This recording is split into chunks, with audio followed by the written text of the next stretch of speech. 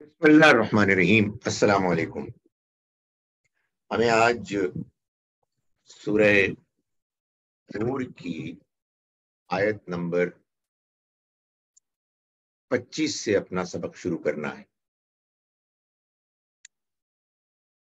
اگر میں دوبارہ شروع کروں گا، پہلے یہ ختم کر دوں، یہ پکچر کیوں آ رہی ہے کسی اور کی؟ سو اسٹرینج۔ آپ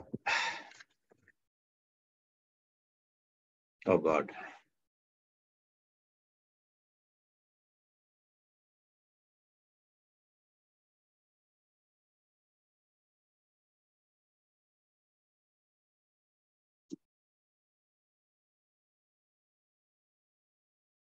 بسم اللہ الرحمن الرحیم۔ السلام علیکم۔ ہمیں آج سورہ نور کی آیت نمبر 25 سے اپنا سبق شروع کرنا ہے، لیکن میں پیچھے کے تسلسل کو برقرار رکھنے کے لیے آیت نمبر 23 سے ترجمہ کر رہا ہوں۔ اعوذ باللہ من الشیطان الرجیم، بسم اللہ الرحمن الرحیم۔ ان الذین یرمون المحصنات، وہ لوگ کہ جو پاک دامن عورتوں پر تہمتیں لگاتے ہیں، الغافلات، وہ پاک دامن عورتیں جو بھولی بھالی ہیں، مومنات، المومنات، جو ایمان والیاں ہیں، لعنوا فی الدنیا والآخرہ، ان پر لعنت کی گئی دنیا میں بھی اور آخرت میں بھی، یعنی وہ دنیا میں بھی اللہ کی رحمت سے مایوس ہوئے اور آخرت میں بھی۔ وَلَهُمْ عَذَابٌ عَظِيمٌ، اور ان کے لیے ایک بڑا عذاب ہے۔ یہ بات قرآن مجید سے معلوم ہوتی ہے کہ اس دنیا میں بڑے بڑے جرائم میں سے ایک جرم یہ ہے کہ آپ دوسروں کے ساتھ زیادتی کریں، ان کی جان، ان کے مال اور ان کی آبرو کے ساتھ زیادتی کریں۔ جو ایسا کرتا ہے، جان بوجھ کر کرتا ہے، ان لوگوں کے ساتھ کرتا ہے کہ جن کا کوئی قصور نہیں، وہ اللہ کی رحمت سے محروم ہو جاتے ہیں۔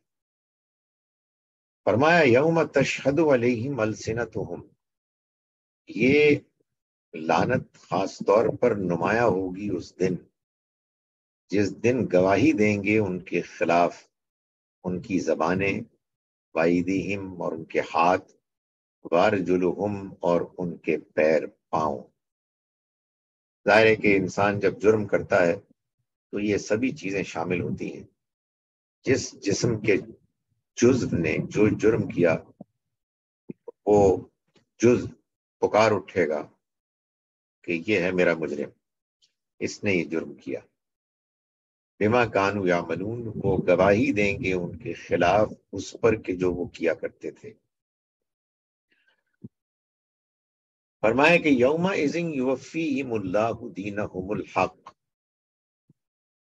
یہ اس دن ہوگا جس دن اللہ ان کو پورا پورا بدلہ دے دے گا اس کا کہ جس کے وہ مستحق تھے۔ یوفیہم اللہ دینہم الحق، جو ان کا بدلہ ہوگا پورا پورا چکا دیا جائے گا۔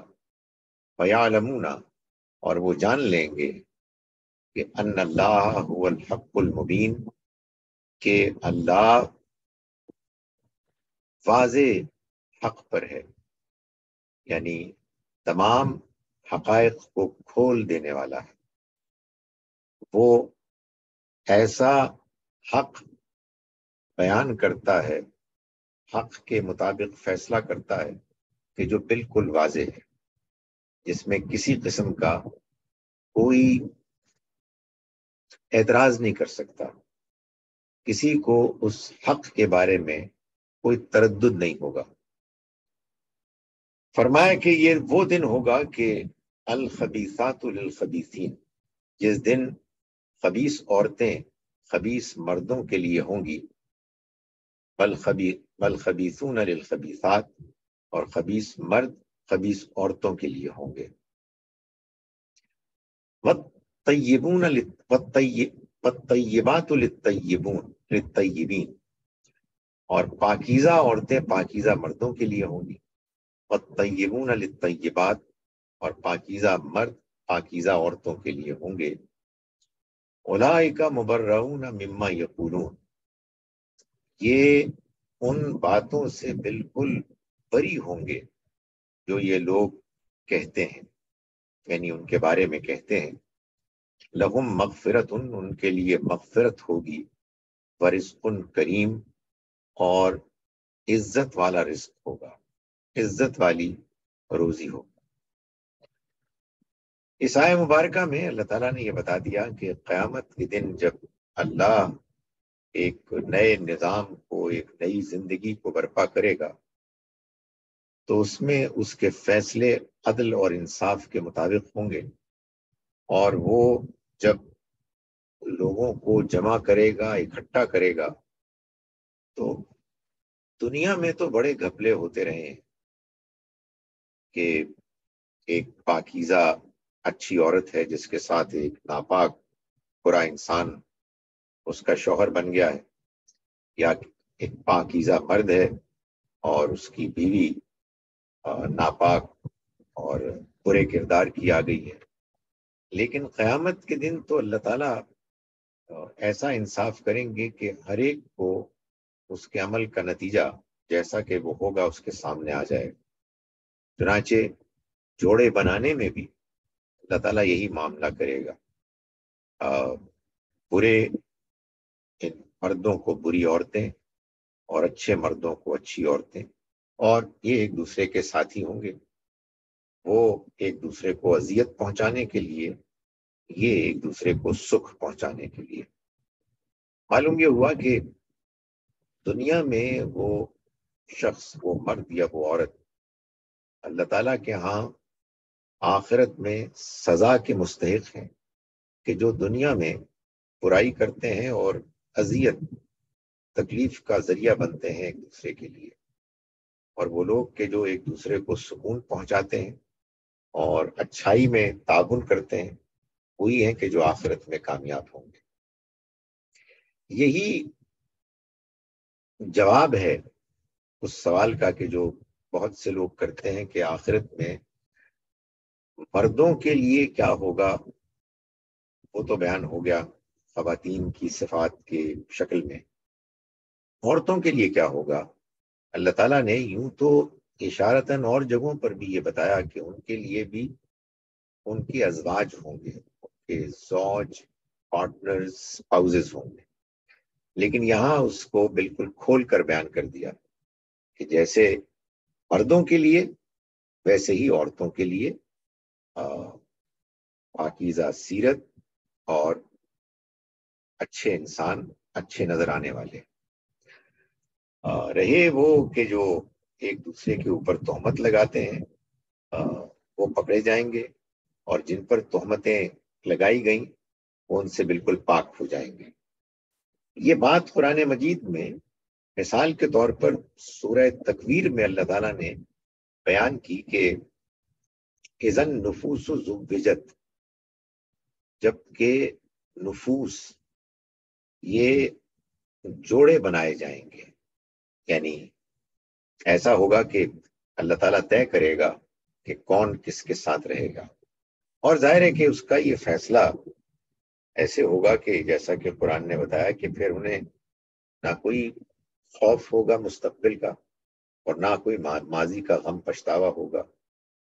یعنی جب اللہ کا فیصلہ آ جائے گا تو اگر کسی کو دنیا کا کوئی ساتھی اس کے برے کردار کی وجہ سے چھٹنے کا تجربہ ہوگا تو اس پر اسے کوئی غم نہیں ہوگا۔ یہ بھی اللہ تعالیٰ نے خوشخبری دی ہے کہ آخرت میں بہت ایسا بھی ہوگا کہ وہی فیملیز مل جل کر ہمیشہ کے لیے رہیں گی۔ اس کا تعلق اس بات سے ہے کہ دنیا میں انسان نے کیسا رویہ اختیار کیا۔ فرمایا یا ایھا الذین آمنوا لا تدخلوا بیوتا غیر بیوتکم، ایمان والو تم اپنے گھروں کے علاوہ غیر بیوتکم، دوسروں کے گھروں میں مت داخل ہو حتی تستانسو، جب تک کہ تم تعارف نہ حاصل کر لو.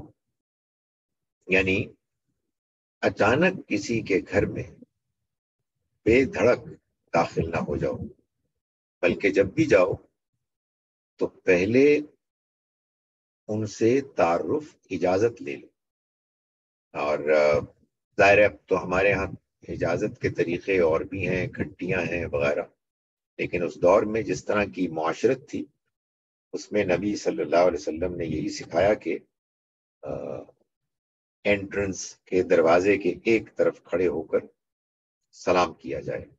سامنے کھڑے ہونے میں تو ظاہر ہے کہ یہ ایک مشکل ہوگی کہ انسان کی نگاہ پڑے گی، تو الگ سے ہو کے سلام کیا جائے اور اجازت مانگ لی جائے. وَتُسَلِّمُوا عَلَىٰ أَهْلِهَا، قرآن نے خود ہی بتا دیا کہ جب اور تم کے گھر والوں کو سلام کرو، یعنی جب تک یہ نہ کرو اس وقت تک تم گھروں میں داخل نہ ہو. ذَلِكُمْ خَيْرٌ لَكُمْ لَعَلَّكُمْ تَذَكَّرُونَ، یہ تمہارے لیے بہتر ہے تاکہ تمہیں یاد دہانی حاصل رہے.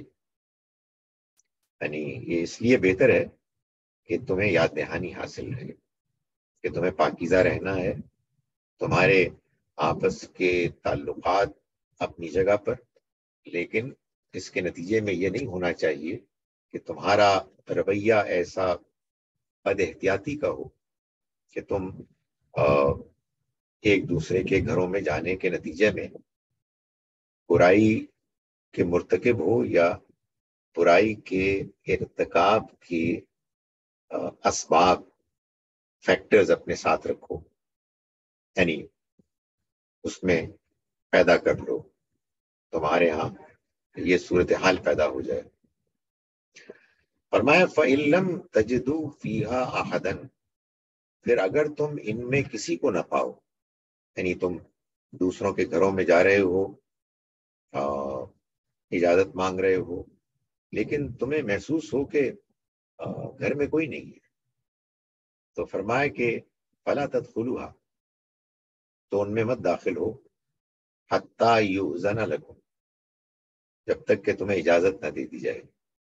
یعنی یہ بات کہ تمہیں سلام کا جواب نہیں ملا، گھنٹی پر کوئی باہر نہیں آیا، یہ تمہارے لیے کوئی وجہ نہیں ہونی چاہیے کہ تم اب گھر میں داخل ہو جاؤ. نہیں، اجازت نہیں ملی ہے یا کوئی جواب نہیں آیا ہے تو واپس چلے جاؤ. وَإِن قِيلَ لَكُمُ ارْجِعُوا فَارْجِعُوا هُوَ أَزْكَىٰ لَكُمْ، اور اگر تم سے کہا جائے کہ تم لوٹ جاؤ تو لوٹ جاؤ، یہی زیادہ پاکیزگی کا ذریعہ ہے تمہارے لیے. یعنی مطلب یہ ہے کہ ایک تو طریقہ یہ ہے کہ ایک امکان تو یہ ہے کہ گھر میں کوئی نہیں ہے یا کسی کا کوئی جواب نہیں آ رہا ہے، خاموشی ہے، تو تب بھی لوٹ جاؤ. مگر اگر جواب آ جائے کہ تم کو واپس لوٹنا ہے، یعنی آپ نہیں آ سکتے، تو لوٹ جاؤ، یہی تمہارے لیے، تمہاری پاکیزگی کے لیے بہتر ہے، زیادہ پاکیزگی کا ذریعہ بنانے والی چیز ہے. فرمایا کہ واللہ بما تعملون علیم، اور اللہ جو کچھ تم عمل کرتے ہو اس سے باخبر ہے.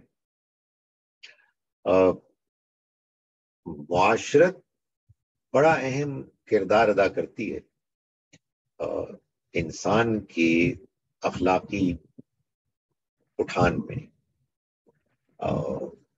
ہمارے ہاں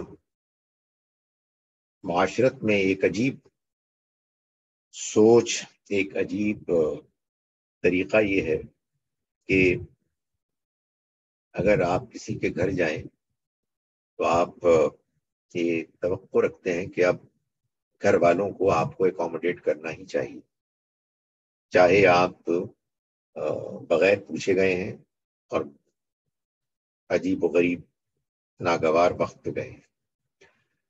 آپ نے اپوائنٹمنٹ لی ہے تو پھر تو معاملہ دوسرا ہے، وہ تو پھر ایک وعدے کو پورا کرنے والی بات ہے. لیکن اگر آپ ایسے ہی چلے گئے ہیں بغیر اجازت کے، تو پھر اگر یہ کہہ دیا جائے کہ لوٹ جائیں تو آپ لوٹ جائیں۔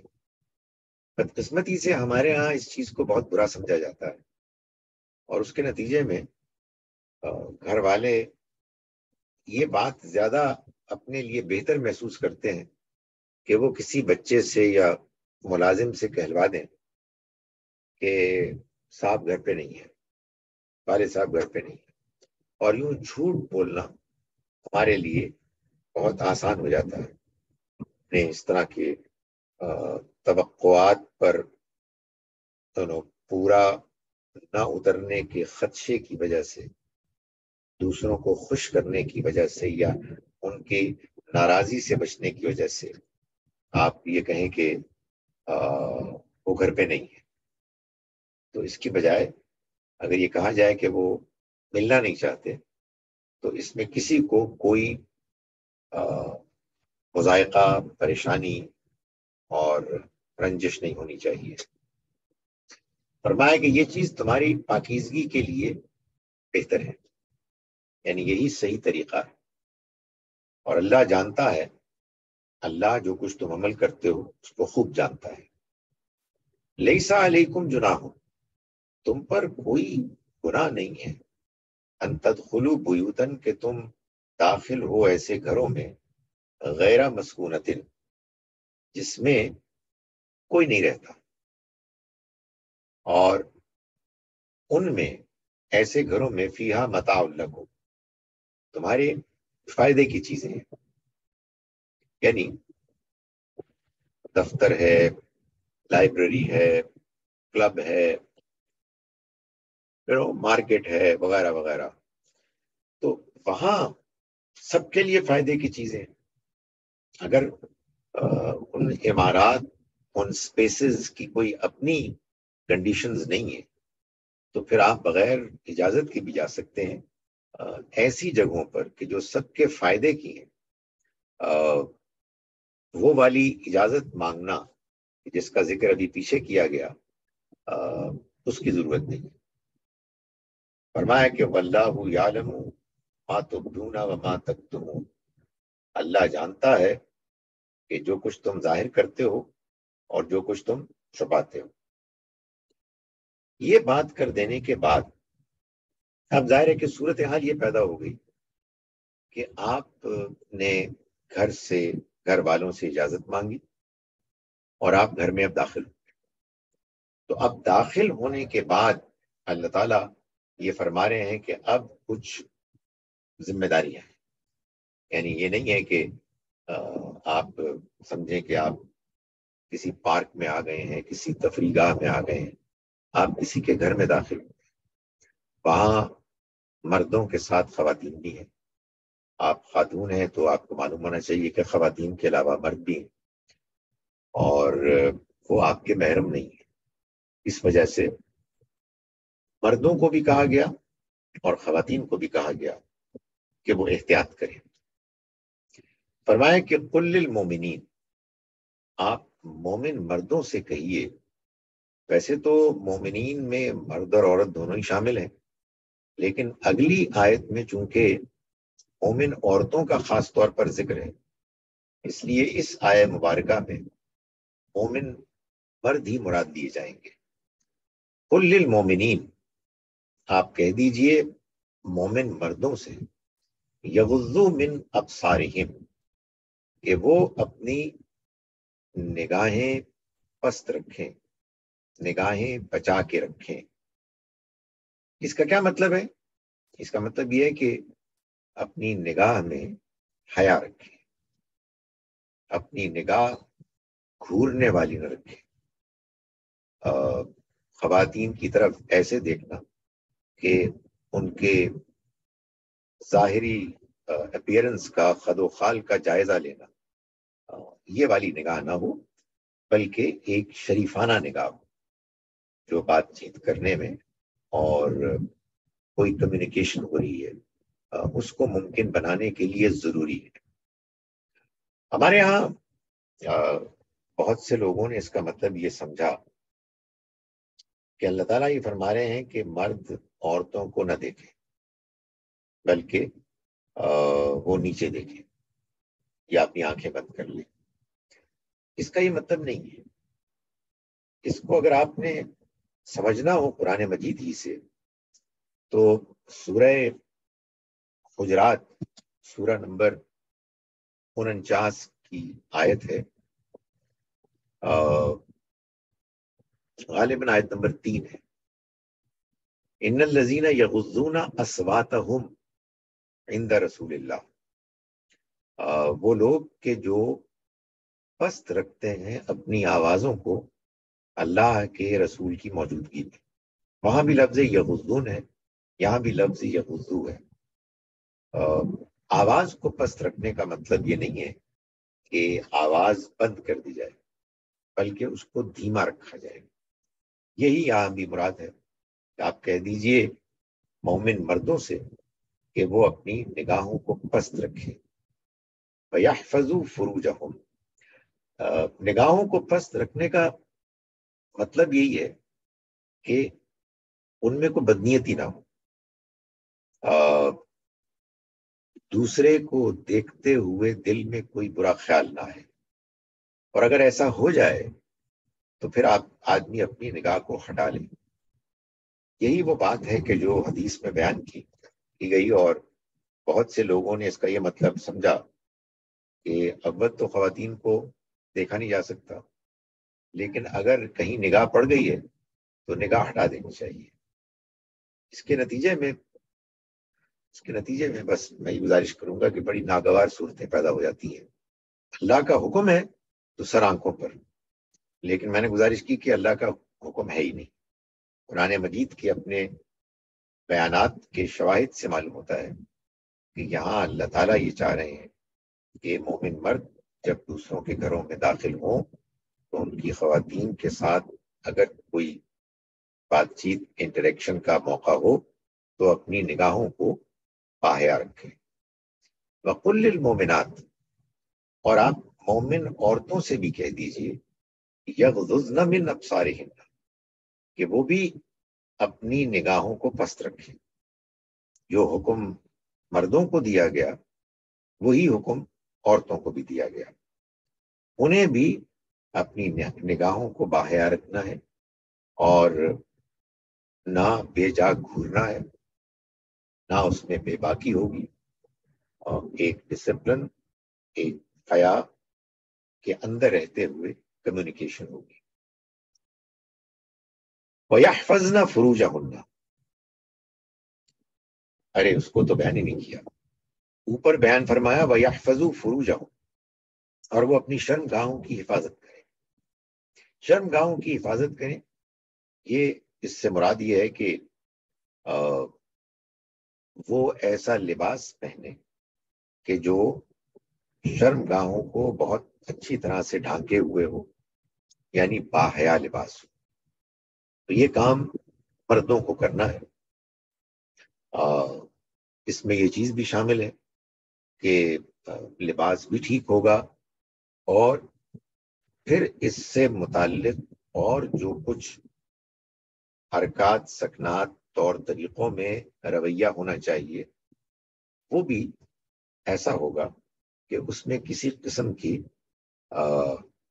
بری نیت، برے رجحانات کا امکان پیدا نہ ہو. فرمایا ذالک ازکیٰ لہم، یہ ان کے لیے زیادہ پاکیزگی کا ذریعہ بنے گا یا پاکیزگی کا ضامن ہوگا. ان اللہ خبیر بما یصنعون، اللہ جو کچھ وہ کرتے ہیں اس سے باخبر ہے. اب یہی بات خواتین کو کہی گئی. وَقُلْ لِلْمُؤْمِنَاتِ، اور کہہ دیجئے مومن عورتوں سے یغضضن من ابصارہن کہ وہ اپنی نگاہوں کو پست رکھیں، نگاہوں میں حیا رکھیں. وَيَحْفَظْنَ فُرُوجَهُنَّ، اور وہ اپنی شرم گاہوں کی حفاظت کریں، یعنی انہوں نے جو لباس پہنا ہو اس لباس میں اس بات کا خیال رکھا جائے کہ ان کی شرم گاہیں اچھے طریقے سے ڈھکی ہوں، اور شرم گاہوں کے اچھے طریقے سے ڈھانکنے کے علاوہ بھی وہ آگے بڑھ کر اپنے آپ کو ڈھانکیں تاکہ کوئی غلط نگاہ، غلط ارادہ نہ پیدا ہو، نیت میں برائی نہ پیدا ہو، اس لیے کہ اس میں کوئی شبہ نہیں ہے کہ نگاہ سے برائی کا آغاز ہوتا ہے، اور مردوں کو بھی اس کا لحاظ رکھنا ہے اور خواتین کو بھی اس کا خیال رکھنا ہے۔ اگر خواتین اس کا موقع فراہم کرتی ہیں کہ مرد بد نگاہی کرے، تو مرد کو تو اس کے باوجود اپنی نگاہ کو محفوظ رکھنا ہے، اس کو پاکیزہ رکھنا ہے، لیکن بہرحال خواتین اس میں ذمہ دار ہوں گی، انہوں نے یہ موقع کیوں فراہم کیا۔ سو دونوں کو اپنے اپنے طور پر احتیاط کرنی ہے۔ ہمارے ہاں بعض جو آزاد خیال لوگ ہیں، ان کے نزدیک اس طرح کی پابندی کی کوئی ضرورت نہیں ہے۔ انسان ذمہ دار ہوتا ہے، انسان کو معلوم ہے اس کے اچھے اور برے کی تمیز، تو یہ کوئی ضروری نہیں ہے ان کے خیال میں۔ حقیقت واقعہ یہ ہے کہ اللہ جانتا ہے، ہم نہیں جانتے۔ انسان کے اندر بڑی کمزوریاں ہوں گی، تو ہمیں ان کمزوریوں سے بچنے کے لیے احتیاطی تدابیر کو اختیار کرنا ہے۔ ایسے ہی، اور ظاہر ہے کہ یہی وہ احتیاطی تدابیر ہے کہ جس کے نتیجے میں پھر اس کا امکان ہوگا کہ جو الٹیمیٹ برائی ہے، بے حیائی، زناکاری، اس سے بچنے کا امکان ہوگا۔ بالکل ایسے ہی جیسے سڑک پر جب سواریاں ہوتی ہیں تیز چلنے والی، تو اس میں اس کا بھی خدشہ ہوتا ہے کہ سواریاں ایک دوسرے سے الجھ جائیں گی اور آمنے سامنے آ جائیں گی، اور ٹریفک بری ہو جائے گی، جیم ہو جائے گی۔ مگر اس سے بڑھ کر ایک اور خدشہ بھی ہے کہ اگر احتیاط نہ کی گئی تو پھر ایکسیڈنٹس بھی ہو سکتے ہیں، اور ایکسیڈنٹس کے ہونے کے نتیجے میں آدمی زخمی ہو سکتا ہے، عام بات بھی ہو سکتی ہے، یہ سب کچھ ہوتا ہے۔ جب یہ سب کچھ ہوتا ہے، اس برائی سے بچنے کے لیے مہذب انسان نے کچھ ایسے قوانین طے کیے ہیں جن کو کہ ٹریفک لاز، ٹریفک کے قوانین کہا جاتا ہے، اور اگر آپ ان پر غور کریں تو بڑے سخت قوانین ہوتے ہیں، لیکن لوگ ان قوانین پر عمل کرتے ہیں ہنسی خوشی، کیونکہ وہ جانتے ہیں کہ یہ انہی کی بہتری کے لیے ہے۔ اگر وہ ان قوانین کی پابندی نہیں کریں گے تو نتیجتاً ان کی اپنی جان بھی اور دوسروں کی جان بھی خطرے میں ہو۔ تو جہاں جان کا خطرہ ایک اہم وجہ ہے کہ ہم احتیاط کریں، وہاں عزت، آبرو اور انسان کی اللہ کی بتائے ہوئے طریقے کے مطابق پاکیزگی کو برقرار رکھنا اور اس کی خلاف ورزی سے بچنا، یہ بھی ایک اہم وجہ ہے کہ جس کے ماننے کے نتیجے میں بعض احتیاطی تدابیر لازم آ جاتی۔ تو اللہ تعالیٰ نے فرمایا کہ مومن عورتوں کو بھی کہہ دیجئے کہ وہ بھی اپنی نگاہوں کو پست پاک رکھیں اور وہ اپنی شرم گاہوں کی حفاظت کریں، اچھا باحیا لباس پہنیں، اپنی نیت کو پاک صاف رکھیں، ایسی حرکات سے بچیں کہ جس سے کہ دوسرے کے اندر کوئی برا خیال پیدا ہو جائے، اپنے اندر کوئی برائی پیدا ہو جائے۔ فرمایا کہ وَلَا يُبْدِينَ زِينَتَهُنَّ إِلَّا مَا ظَهَرَ مِنْهَا، اور نہ وہ ظاہر کریں اپنی زینتوں کو سوائے ان کے کہ جو آپ سے آپ ظاہر ہوتا ہے۔ یہ اب وہ بات کہی گئی کہ جو مردوں کو نہیں کہی گئی، اس لیے کہ یہ خاص خواتین کے ہی معاملات ہیں کہ وہ پناہ و سنگھار اختیار کرتی ہیں، زینت اختیار کرتی ہیں۔ زینت سے مراد ہے ہر وہ طریقہ جو اختیار کیا جائے اپنے آپ کو زیادہ بہتر پریزنٹ کرنے کے مقصد کے تحت، اپنے آپ کو خوشنما بنانا، اٹریکٹو بنانا، ایمبیلش کرنا، اس میں میک اپ بھی آتا ہے اور زیورات بھی آتے ہیں۔ ابھی ہم آئے مبارکہ کے آخر میں دیکھیں گے کہ زیورات تو باقاعدہ یعنی آیت کے الفاظ ہی بتا رہے ہیں کہ مراد ہے۔ تو فرمایا کہ اور وہ ظاہر نہ کرے، یعنی خواتین اپنی زینتوں کو الا ما ظہر منہا، سوائے اس کے کہ جو آپ سے آپ ظاہر ہے۔ یعنی زینت، خوشنمائی، چاہے میک اپ، چاہے زیورات کے ذریعے سے ہو، وہ کہیں بھی ہو سکتی ہے، چہرے پہ ہو سکتی ہے، سر پہ ہو سکتی ہے، بازوؤں پہ ہو سکتی ہے، ہاتھ پہ ہو سکتی ہے، پیروں پہ، ٹانگوں پہ، ہر جگہ ہو سکتی ہے۔ تو اللہ تعالیٰ نے فرمایا کہ سوائے ان جگہوں کی زینتیں جو آپ سے آپ ظاہر ہیں، ہر زینت کو چھپایا جائے گا، وہ ظاہر نہ کرے۔ آپ سے آپ کیا ظاہر ہے؟ چہرہ ہے، ہاتھ ہیں اور پیر ہیں۔ یہاں تو اگر زینت کی بھی جائے گی تو اس کو نہیں چھپایا جائے گا، یہ تو آپ سے آپ ظاہر ہے۔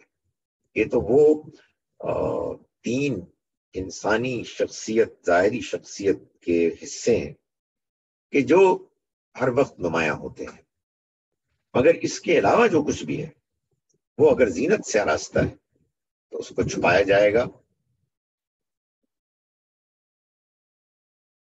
فرمایا کہ یضربن بخمرہن علی جیوبہن، اور انہیں چاہیے کہ وہ اپنی اوڑھنیوں کے آنچل کو اپنے گریبانوں میں ڈال دیں، یعنی جو اوڑھنیاں انہوں نے اوڑھ رکھی ہیں وہ اپنے سینے کے اوپر ڈال دیں۔ ویسے تو سینے کو اچھی طرح سے ڈھانکنا پہلے ہی بیان ہو چکا ہے کہ وہ اپنی شرمگاہوں کی حفاظت کریں۔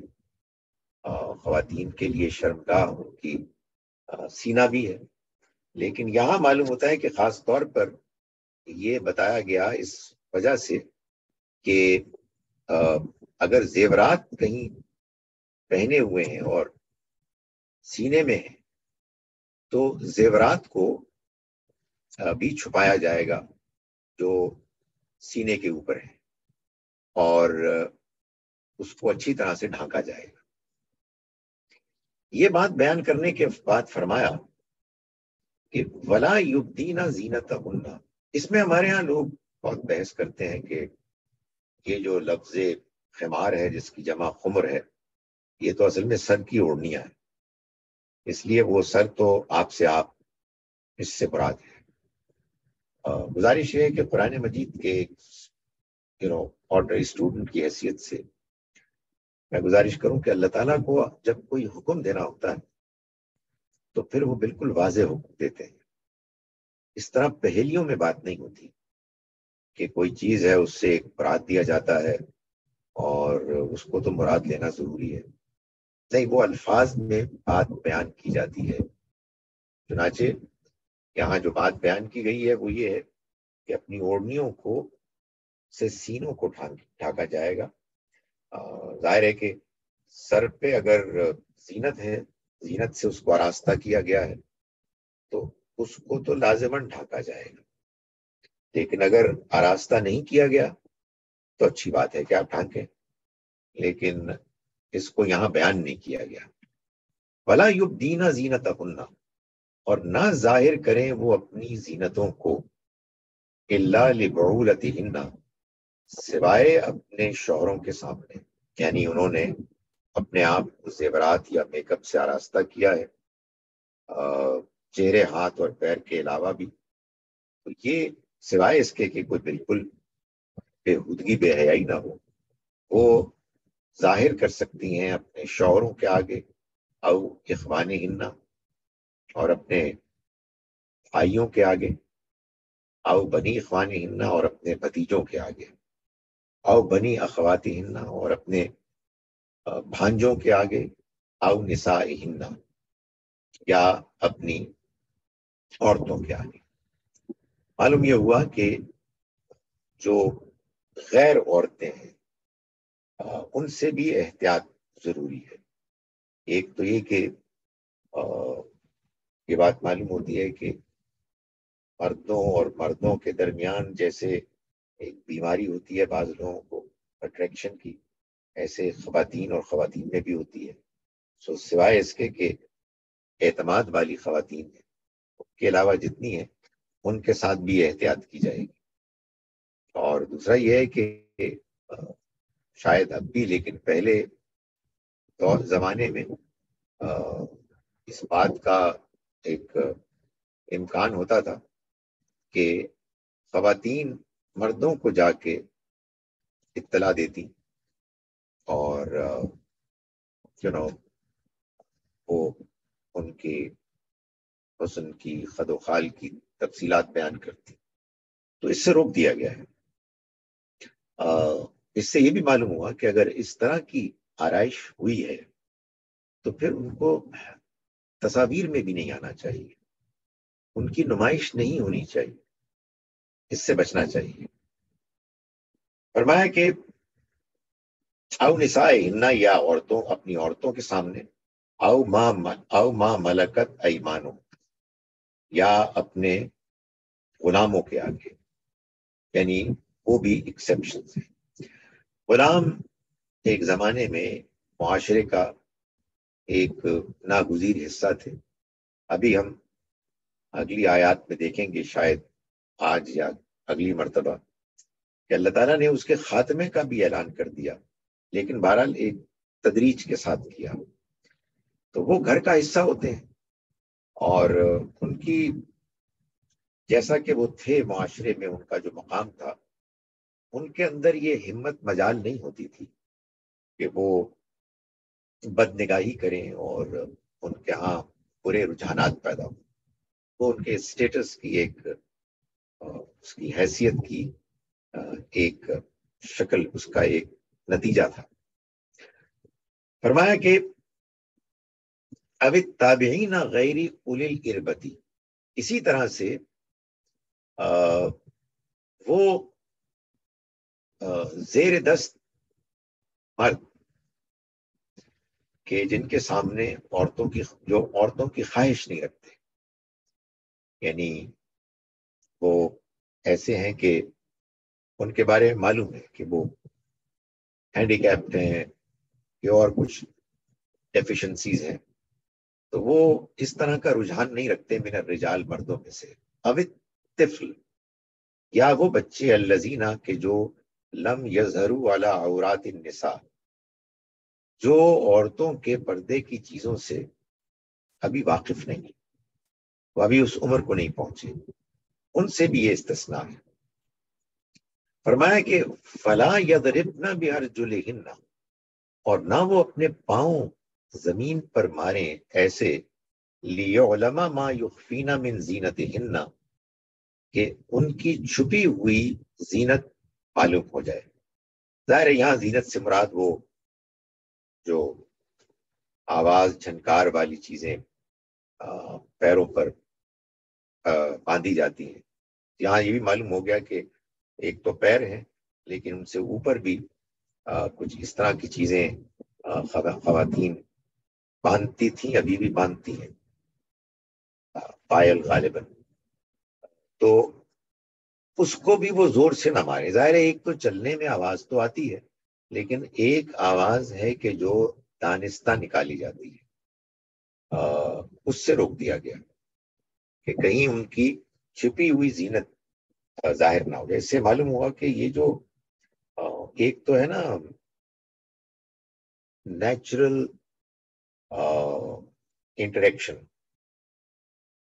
اس میں تو اللہ تعالیٰ نے سوائے اس کے کہ دونوں جانب احتیاط کا حکم دیا، کوئی رکاوٹ نہیں کی، لیکن خاص طور پر اپنے آپ کو چہرے، ہاتھ اور پیر کے علاوہ اٹریکٹو بنا کر غیر مردوں کے سامنے پیش کرنا، یہ ٹھیک نہیں ہے۔ اللہ تعالیٰ نے اس سے روکا ہے، اور جب روکا ہے تو ظاہر ہے کہ وہ جیسا کہ میل جول میں روکا ہے ویسے ہی تصاویر میں بھی روکا ہے، اس سے گریز کرنا چاہیے۔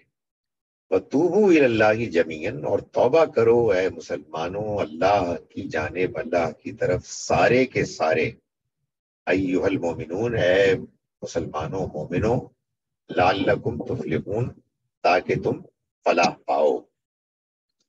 یہ ظاہر ہے کہ اللہ تعالیٰ نے جو بات بیان فرمائی، اگر آپ غور کریں، یہ سورہ مبارکہ تیسرے گروپ کی صورتوں کی مدنی سورہ ہے واحد، اور اس میں اللہ تعالیٰ نے جہاں مسلمانوں کو خوشخبری دی ہے، انکار کرنے والوں کو خبردار کیا ہے، وہاں مسلمانوں اہل ایمان کی پاکیزگی کا اہتمام بھی کیا ہے، ان کو ہدایات دے کر تزکیہ، یعنی کا نفس پاک ہو، تو یہ احکام اس سے متعلق ہے۔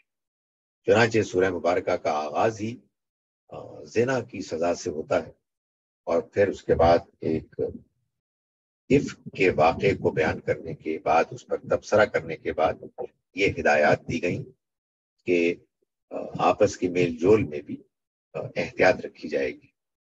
فرمایا وَأَنكِحُوا الْأَيَامَ مِنكُمْ وَالصَّالِحِينَ مِنْ عِبَادِكُمْ، جیسے وہ چیز ضروری ہے جس کا ذکر ابھی پچھلی آیات میں ہوا، ویسے ہی اس مقصد کو حاصل کرنے کے لیے یہ بھی ضروری ہے کہ تم میں سے جو لوگ ایامہ بیچلرز ہیں، مجرد ہیں، ان کے نکاح کر دو۔ والصالحین من عبادکم، اور اپنے غلاموں اور لونڈیوں میں بھی وہ کہ جو صالحین ہیں، یعنی صلاحیت رکھتے ہیں۔ صالح نیکی کے لیے بھی آتا ہے، لیکن جو ٹھیک ہے، فزیکلی فٹ ہے، صلاحیت رکھتا ہے، شادی بیاہ کے معاملات کو نبھا سکتا ہے، ان کی بھی شادی کر دو، نکاح کر دو۔ ان یکونوا فقراء، اگر وہ فقیر ہیں، یغنیہم اللہ من فضلی، تو اللہ ان کو اپنے فضل سے غنی کر دے گا۔ اگر وہ تنگ دست ہیں تو اللہ تعالیٰ اپنی مہربانی، اپنے فضل سے ان کی تنگ دستی کو دور کر دے گا۔ یہ بات معلوم ہوتی ہے قرآن مجید سے کہ اگر آپ کوئی قدم اٹھاتے ہیں اللہ کو راضی کرنے کے لیے اور اپنی پاکیزگی کے لیے جائز قدم اٹھاتے ہیں، تو پھر اللہ تعالیٰ مدد کرتا ہے، معاشی طور پر بھی مدد کرتا ہے۔ یعنی بعض اوقات انسان بعض اقدام اس لیے نہیں کرتا کہ پھر کیسے کھائیں گے، کیسے گزر اوقات ہوگی، تو اللہ تعالیٰ نے انکریج کیا ہے کہ نہیں، برائی، بے حیائی، زناکاری سے بچنے کے لیے تمہیں نکاح کرنا چاہیے، تاکہ تمہارے اندر یہ رجحان ختم ہو برائی کا اور تم جائز طریقے سے اپنی ضرورت پوری کرو۔ اس میں اگر یہ رکاوٹ محسوس کرتے ہو کہ تمہارے اسباب وسائل اتنے نہیں ہیں، تو بے فکر رہو، اللہ تعالیٰ بندوبست کرے گا اور تمہاری اس کمی کو کہ جو تم اس وقت محسوس کر رہے ہو اسے دور کر دے گا۔ فرمایا یغنیہم اللہ من فضلی، اللہ غنی کر دے گا ان کو اپنے فضل سے۔ واللہ واسع علیم، اور اللہ وسعت والا ہے، جاننے والا ہے۔ یعنی اللہ کو معلوم ہے کہ کس کی کیا ضرورت ہے، اللہ اس ضرورت کے مطابق لوگوں کو کے لیے بندوبست کرے گا۔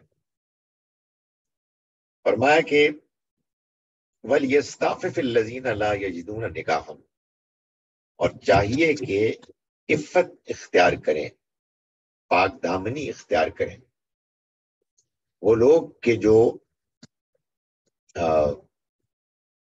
لا یجدون نکاح، نکاح کرنے کی قدرت، کیپیسٹی نہیں رکھتے، وہ روکے رکھیں اپنے آپ. حتی یغنیہم اللہ من فضلہ، یہاں تک کہ اللہ ان کو غنی کر دے اپنے فضل سے. یعنی اول تو یہ ہے کہ وہ نکاح کریں اللہ کے بھروسے پر، لیکن اگر وہ ایسا نہیں کر سکتے تو پھر انہیں چاہیے کہ وہ پھر اپنے آپ کو بچا کے رکھیں اور صبر کریں اور پاک دامن رہیں، پاکیزہ رہیں. فرمایا کہ یہ اس وقت تک کریں جب تک کہ اللہ ان کو اپنے فضل سے غنی کرنا کر دے. سو معلوم یہ ہوا کہ یہ نکاح کرنا، اس میں خاص طور پر جو چیز پیش نظر ہے وہ یہ ہے کہ انسان اپنے آپ کو برائی سے بچائے. انسان کو اللہ تعالیٰ نے بعض رجحانات دیے ہیں اور وہ رجحانات بڑے بڑے زوردار ہوتے ہیں، بڑے زوراور ہوتے ہیں، انسان کو امپیرس کرتے ہیں، وہ اپنے آپ کو بچا نہیں پاتا. تو یقیناً یہی ایک وجہ نہیں ہے. کمپینین شپ اور اولاد یہ زیادہ بڑی وجوہات ہے، لیکن یہ بھی ایک بہت بڑی وجہ ہے. اگر کوئی اس ارینجمنٹ بندھن میں نہیں بندھنا چاہتا تو اس پر یہ لازم تو نہیں کیا گیا کہ وہ نکاح کرے، لیکن بہرحال یہ لازم کر دیا گیا ہے کہ نکاح کی ارینجمنٹ میں حفاظت میں نہ ہونے کا بہانہ کر کے یہ نہیں ہو سکتا کہ انسان برائی اختیار کرے، برائی میں منہ مارے. فرمایا کہ پھر ان کو اپنے آپ کو روکے رکھنا ہے، یعنی عفت، پاک دامنی اختیار کرنی ہے. والذین یبتغون الکتاب مما ملکت ایمانکم فکاتبوہم ان علمتم فیہم خیرا، اور وہ کہ جو تمہاری طرف رجوع کریں مکاتبت کے لیے، ان میں سے کہ جو تمہارے غلام لونڈیاں ہیں تو تم ان سے مکاتبت کر لو. ان علمتم فیہم خیرا، اگر تم ان میں خیر جانتے ہو، یعنی وہ باصلاحیت ہیں اور وہ اپنے آپ کو سنبھال لیں گے.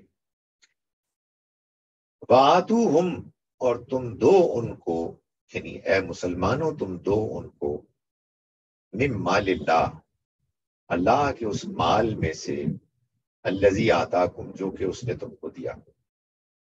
یعنی اللہ تعالیٰ یہ فرما رہے ہیں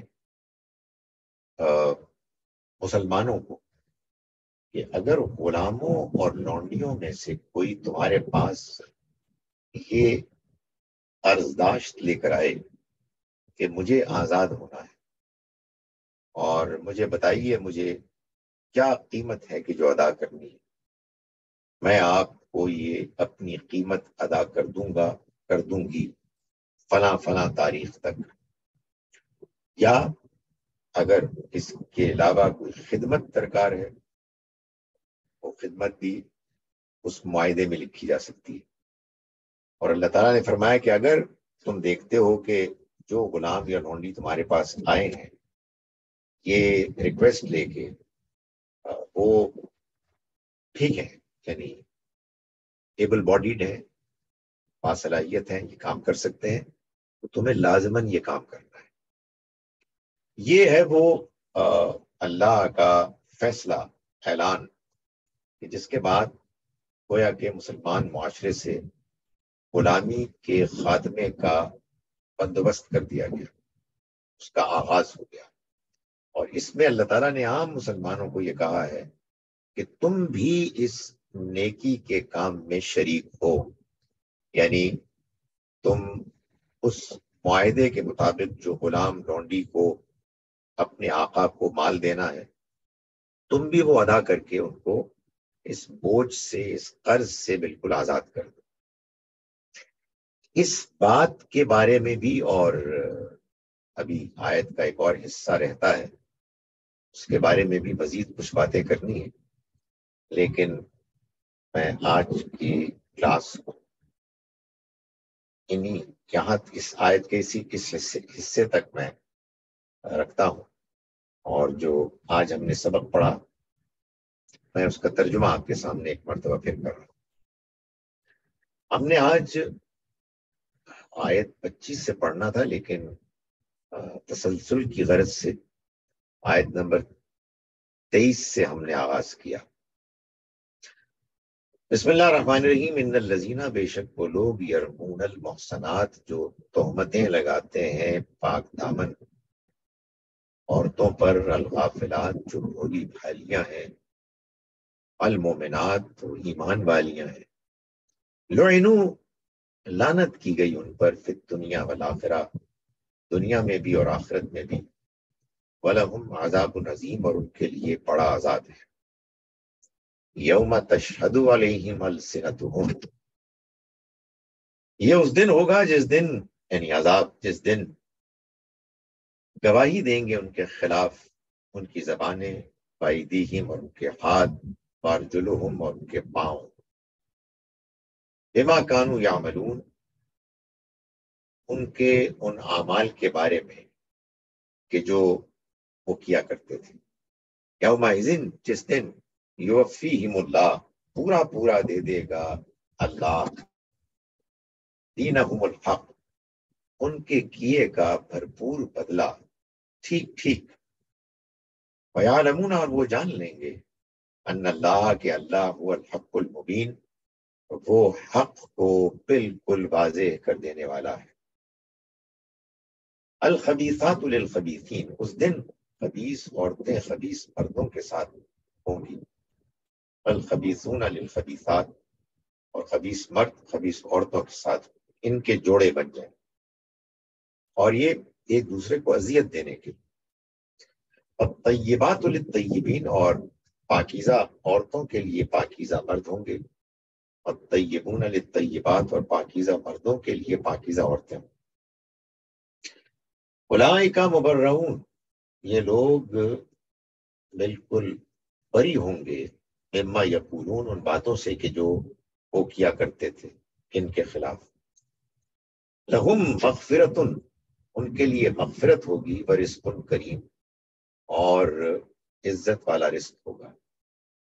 یا ایھا الذین آمنوا، اے وہ لوگوں جو ایمان لائے، لا تدخلوا بیوتا، مت داخل ہو تم گھروں میں، غیر بیوتکم، اپنے گھروں کے علاوہ، حتی تستانسوا، جب تک کہ تم تعارف نہ حاصل کر لو، وتسلموا علی اہلہا، اور اس کے گھر والوں کو سلام کہو۔ ذالکم خیر لکم، یہ تمہارے لیے بہتر ہوگا، لعلکم تذکرون، تاکہ تمہیں یاد دہانی حاصل ہو۔ فَإِن لَّمْ تَجِدُوا، پھر اگر تم نہ پاؤ، فیہا، ان میں، احدن، کسی کو بھی، فلا تدخلوها، تو مت داخل ہو ان میں، حتی یؤذن لکم، جب تک کہ تمہیں اجازت نہ دے دی جائے۔ وَإِن قِیلَ لَکُمْ ارْجِعُوا، اور اگر تم سے کہا جائے کہ لوٹ جاؤ، فارجعوا، تو لوٹ جاؤ، ہوا ازکا لکم، یہ تمہارے لیے پاکیزگی، تمہاری پاکیزگی کے لیے زیادہ بہتر ہے۔ واللہ بما تعملون علیم، اور اللہ جو کچھ تم عمل کرتے ہو اس کو جانتا ہے۔ لیس علیکم جناح، نہیں ہے تم پر کوئی گناہ، ان تدخلوا، اس بات میں کہ تم داخل ہو، بیوتن، ایسے گھروں میں، غیر مسکونتن، جو جن میں کوئی نہیں رہتا، جو رہائش کے نہیں ہے۔ فرمایا کہ فیہا متاع لکم، جن میں تمہارے لیے فائدے ہیں۔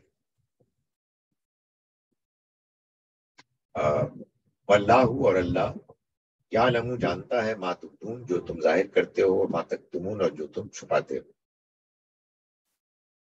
قل للمومنین، آپ کہہ دیجئے مومن مردوں سے، یغضوا من ابصارہم، کہ وہ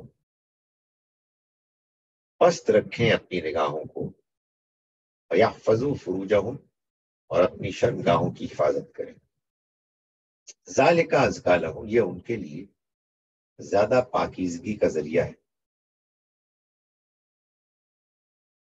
ان اللہ، بے شک اللہ، خبیر، باخبر ہے، بما یصنعون، اس سے کہ جو وہ کرتے ہیں، وقل للمومنات، اور کہہ دیجئے مومن عورتوں سے، یغضضن، کہ وہ پست رکھیں، من ابصارہن، اپنی نگاہوں کو، ویحفظن، اور حفاظت کریں، فروجہن، اپنی شرمگاہوں کی، ولا یبدین، اور نہ وہ ظاہر کریں، زینتہن، اپنی زینت کو، الا ما ظہر منہا، سوائے اس کے کہ جو ظاہر ہے اس میں سے، ولیضربن، اور وہ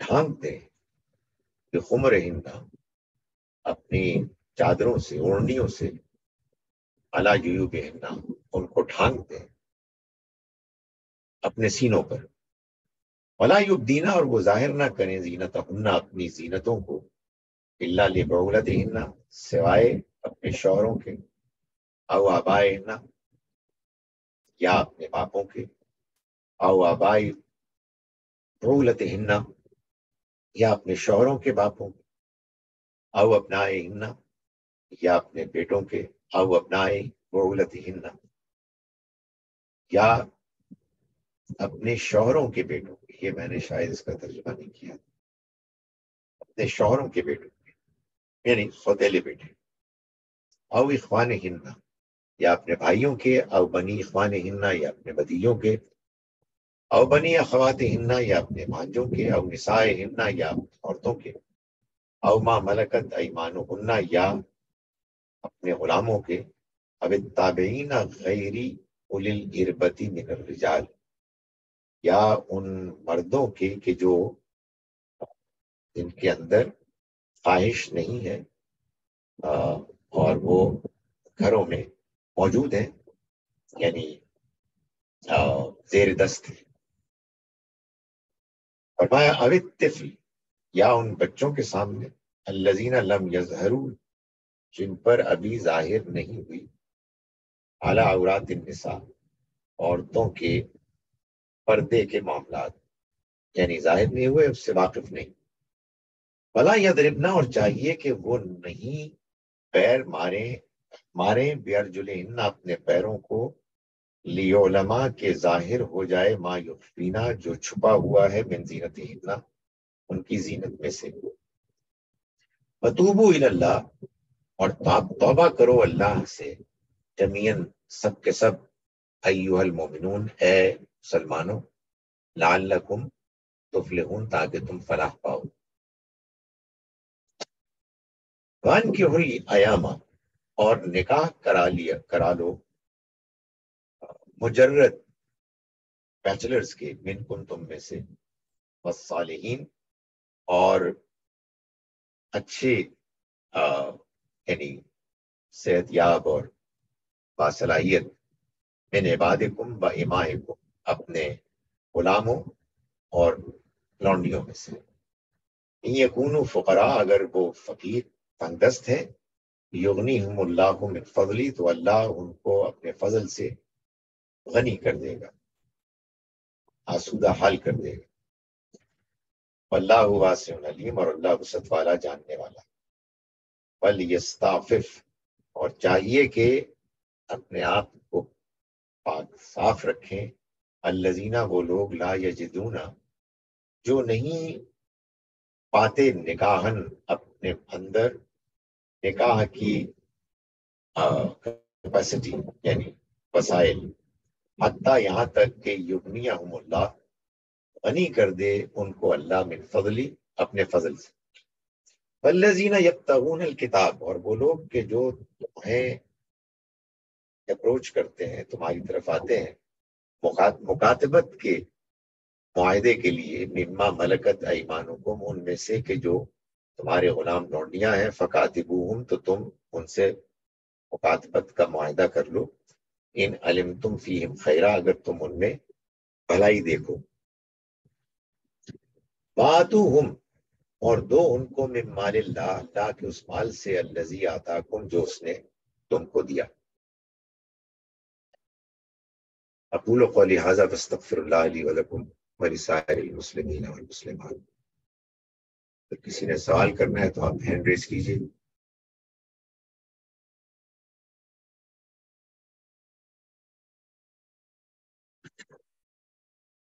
چلیے، یہ تو آج بڑا اچھا ہوگا جی. آج تو کوئی سوال ہی نہیں ہے، الحمدللہ. کبھی کبھی ہوتا ہے.